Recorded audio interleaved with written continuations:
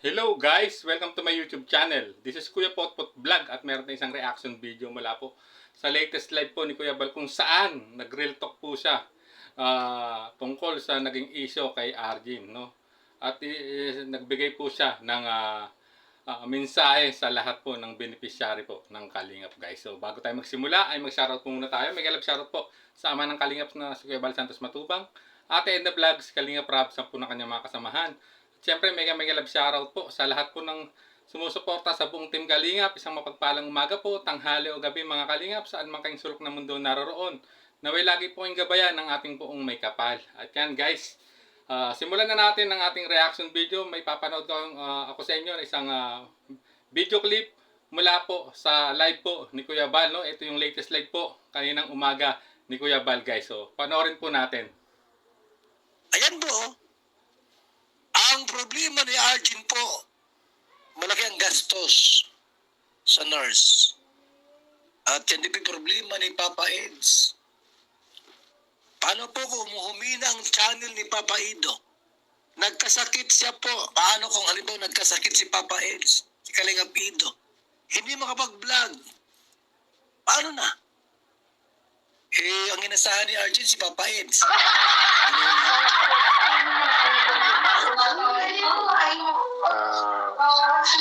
Bali sa Ay, yun po, yung sa dami po yung tinutulungan. So, nanay, may mga naiiwan. Alam niya, ha? Hindi na masyadong nababalikan or kagaya mo na at least siguro once or twice a month pa lang nababalikan. So, naiintindihan naman natin yung meron na tayo bawal natin yung pero okay lang naman po yung kasi alam ko naman po na habang lumatagal po is dumadami din po yung tinutulungan as a Kalingap Scouting. Totoo po yan. Pero, naisip, ano ba, parang pumasok sa isip mo na, ay, dumadami na ano ni Kuya na parang, baka mapabayaan na ako, ganun bang pumasok sa isip mo? Opo, ganun po. Pero may reason din po kasi parang, di ba? Malungkot lang buhay po mga Kalinga. Malungkot talaga. Ano? Kasi di man kami mga negosyante po na talagang kikita ng milyones. Naka-fix yung income. Ang kita po ni Kuya Val monthly po ay 5 million pesos. Kung mayroong malakas at magandang negosyo, 5 million. Ito po ay charity vlogs, YouTube. May panahon na walang views. Walang kita. Yes, dito guys, tama rito nga. Dito ay pinupunto ni Kuya Bal, no? Na hindi talaga naka-fix ang kita sa YouTube bilang lalo na isang Kalingap charity vlogger, no?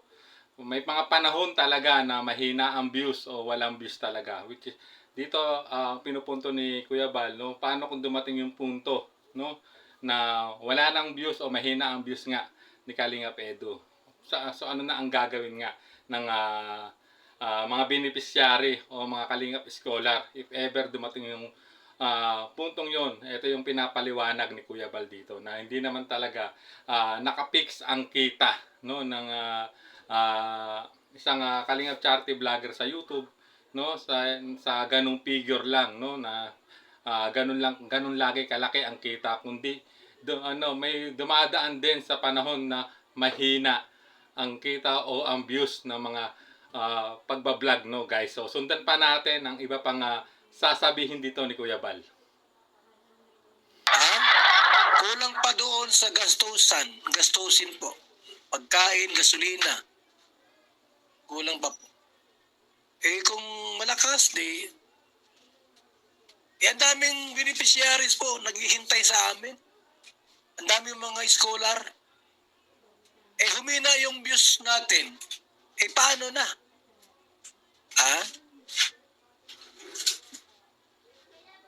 Kami ang maghahanap ng paraan para pa-eskwelahin namin kayo. Ang Kalingap po ay natabang lang po. Tutulong kami ayon sa aming kakayanan. Huwag iasa lahat sa Kalingap vlogger ang inyong kinabukasan. Dito ay pinupunto no ni Kuya Bal no na ang Kalingap o ang pagiging Kalingap charity vloggers ay tumutulong lamang no at huwag iaasa no ang lahat ng pangangailangan. Dito talagang medyo maano talaga yung sinabi ni Kuya Bal no which is dito ay nagiging totoo lang ang nagpapakatotoo lang si Kuya Bal bilang charity vlogger dahil danas niya talaga tulad ng sinabi niya kanina na may mga panahong mahina din ang views o paano pag wala ng views no ang kanyang mga video o mga binablog no? So ano na ang mangyayari sa mga tinutulungan niya o sa mga Kalingap scholar. So sundan pa natin. Aba, yung mga magulang po, magtrabaho naman kayo. Huwag iasa na, grabe si Kalingap Rab, talagang pina-eskwela yung anak ko. Yan ang gagawin mo. Hindi ka magsisikap para yung anak mo bigyan ng allowance. Bigyan nyo rin po ng allowance. Huwag iasa sa vlogger kasi hindi lahat ng oras may kita kami. Tulad ko, wala akong kita mo niyan. Mga Kalingap. Wala akong kita. Dito guys, no, talagang nagpaalala rin po siya no sa mga magulang ng mga beneficiaryo o scholar na maging productive, no? Ibig sabihin na magtrabaho, maging productive, no?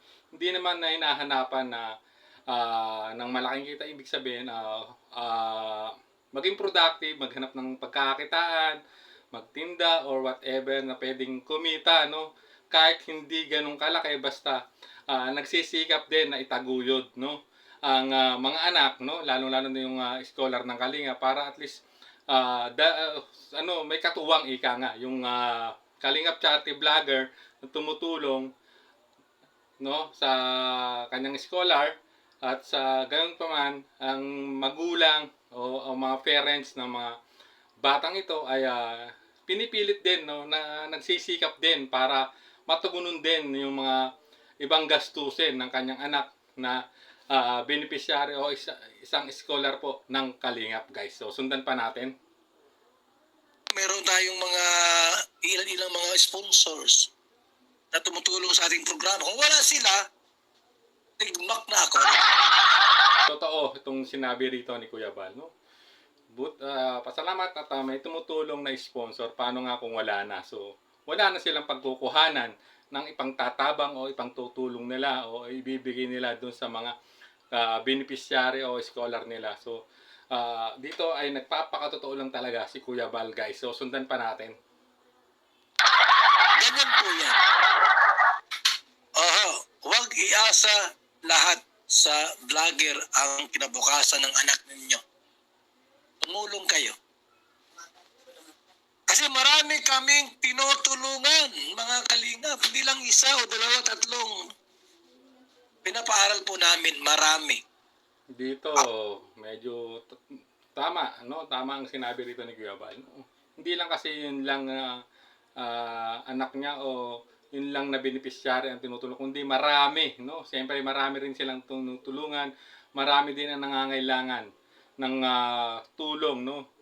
Ng isang charity vlogger o Kalingap charity vlogger, no? Siyempre hindi lang na isa lang na scout niya kundi marami, no? So siyempre i-spread out niya din yung pagtulong niya, no? Hindi lang sa isang individual kundi pangkalahatan sa lahat ng kanyang tinutulungan. Talagang it means hinahati niya yung ano niya, no? Yung tulong niya, no? So tama naman po yung sinabi rito ni Kuya Bal na pag walang kita, paano na lang talaga? Pag may kita, lahat naman ay matutugunan yung pangangailangan, no? Yung tulong na kailangan ng bawat beneficiaryong na scout po ng isang charity vlogger guys. So sundan pa natin. Ay lahat na po. Pagka nagkasakit yung scholar, kami ang nagpapagamot. Kapag yung scholar po ay kinagat ng aso, sa amin tatakbo. Lahat ng project, kami pa rin ang iniasa na po lahat sa vlogger ang kanilang kinabukasan. Hindi ganyan. Anong sabi ko mga Kalingap, mga kaibigan? Tutulong kami sa abot lang po ng aming makakaya. Abay sa amin na po lahat iniasa umaasa. Walang bigas. Ha?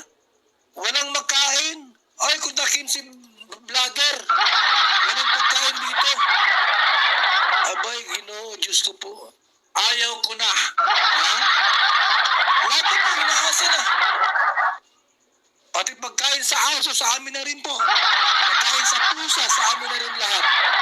Eh, walang ganong usapan. Sa amin po ito, tulong kami. Paano kung wala na kaming views? Wala na kaming kita. Ano magawin namin? Magnakaw kami para kayo ay pang-iskwilahin? Hindi ganyan. O nga po, schooler namin kayo. Ipagdasal ninyo na huwag humina ang channel namin para ang tulong po'y tuloy-tuloy. Tulad niyan, kay Arjin. Yan no. Gumawa ng paraan. Nag-vlogs, nagla-live. Akala niya po, kikita siya sa channel. Eh, paano yung mga kapatid, magulang, kamag-anak, abay tumulong kayo sa anak niyo, sa inyong kamag-anak na makapagtapos din po yan. May provide ang pangailangan. Huwag lang po kay Papa Eds iasa lahat ang gastusin. Huwag lang po. Gumawa ng paraan para yung pangarap po ay matupad. So ayan guys, no. Dito huwag dito sinasabi ni Kuya Bal na huwag iaasa lahat sa Kalingap Charity Vlogger, no, at tumulong din sa abot ng makakaya nga, no. Parang give and take lang, no. Habang na may natatanggap na tulong, no, ay gumawa din ng paraan, no, na magkaroon ng pagkakakitaan para yung ibang gastusin pag hindi pa nababalikan ng charity vlogger yung kanyang beneficiary o scholar ay naipoprovide yung ibang pangangailangan po nung isang beneficiary at ang pangangailangan ng pamilya. Dito ay talagang tahasang nakiusap si Kuya Bal ito sa kanyang live, no, sa mga magulang, kapamilya, kamag-anakan, no, ni RJ na tumulong din at gumawa din ng paraan para matugunan din yung mga ibang pangangailangan po ng ni RJ, no, na hindi lang iasa lahat kay Kalingap Edu, kundi kahit paano nagsisikap din sila o pinagsisikapan din nilang matugunan yung ibang pangangailangan po ni RJ, guys. So napakaganda po rito ng sinabi po, no, ni Kuya Bal, no.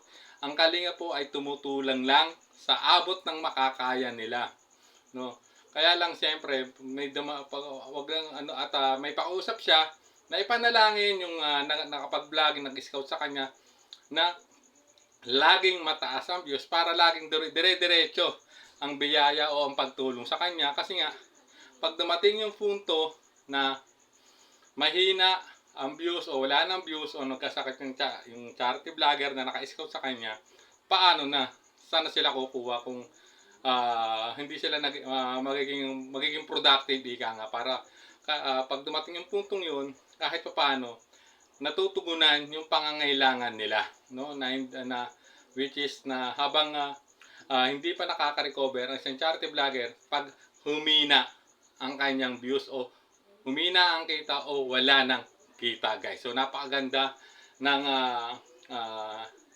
sinabing ito ni Kuya Bal Santos Matubang. Sana ito ay maging eye-opener po sa lahat po ng mga Kalingap beneficiary, sa mga lahat po ng parents o guardian ng lahat ng Kalingap beneficiary, na maging open-minded dun sa sinabi po ni Kuya Bal na magtulungan, no, maging productive din para matugunan din yung ibang pangangailangan ng beneficiary ng mga anak nilang naging beneficiary po ng Kalingap, guys. So hanggang dito na lang po ang ating reaction video. Maraming salamat po. Bago tayo tuloy magtapos ay mag-shoutout po muna tayo. May galap shoutout po, no, sa lahat po ng sumusuporta sa channel po ni Kalingap Edu. Ganoon din po sa lahat po ng sumusuporta sa lahat po ng deputy at ang ambassador ng mga Kalingap Landing Pad, guys. So maraming salamat. Hanggang dito na lang po ang ating reaction video. Hanggang sa muli po nating reaction. There's a vlogger named Kuya Pot Pot, spreading good vibes, giving all he's got. With a camera in his hand, he hits the road, capture moments, sharing stories untold. Kuya Pot Pot, he's the one we adore, bringing smiles, he's got so much more. In this crazy world, he is a ray of light, spreading love and light.